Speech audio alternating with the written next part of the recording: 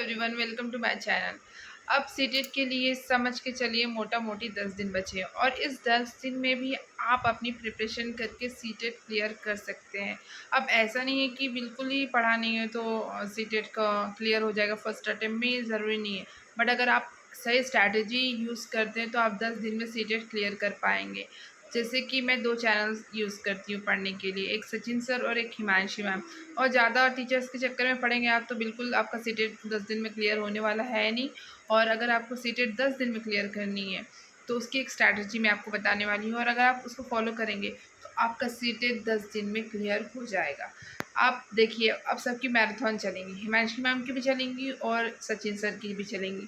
जिसको बायलैंग्वेज समझ में आता है वो हिमांशी मैम के पास जाए, जिसको सिर्फ हिंदी में समझना है तो वो सचिन सर बहुत अच्छा एक्सप्लेन करते हैं, उनके पास जा सकते हैं। और हिमांशी मैम भी एक्सप्लेन करती है। मैं बायलैंग्वेज यूज़ करती हूँ, इसलिए सीडीपी में हिमांशी मैम से पढ़ती हूँ।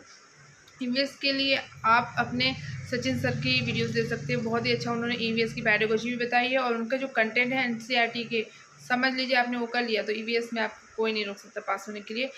1 घंटे की 2 घंटे की मैराथन होती है, वो देखिए और फिर आप प्रीवियस ईयर क्वेश्चन लगाइए। और या फिर अगर आपको सच में क्लियर करना है सीटेट का एग्ज़ाम तो आप मॉक टेस्ट खरीद लीजिए। सचिन सर के मॉक टेस्ट मैंने परचेज़ किए, वो बहुत ज़्यादा ही अच्छे हैं। मैराथन देख लीजिए और क्वेश्चन लगाइए। देखिए आप जैसे भी क्वेश्चन लगाएंगे ना तो ऐसा लगेगा कि जो मैराथन में पढ़ा है वही क्वेश्चन आ रहा है। तो ऐसे करते करते आपको कॉन्फिडेंस बिल्ड होते जाएगा।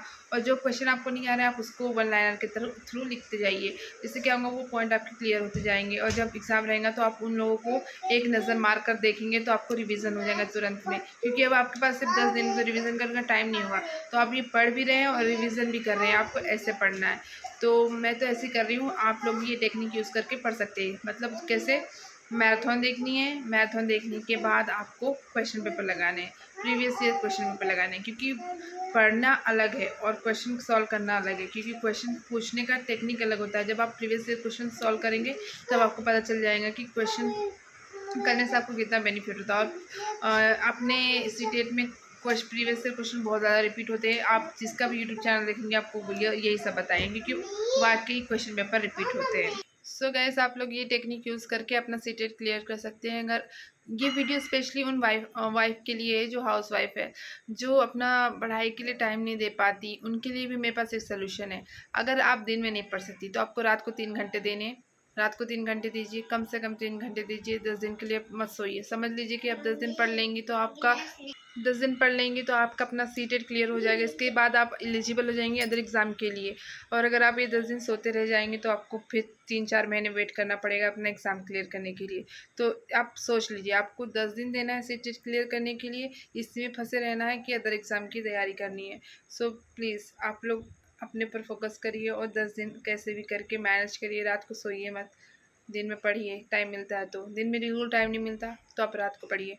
रात को 11 से 3 बजे तक पढ़िए, या फिर आप इतना नहीं कर सकते तो 3 बजे उठ के 6 बजे तक पढ़िए। ऐसा आप पढ़ सकती हैं, ठीक है।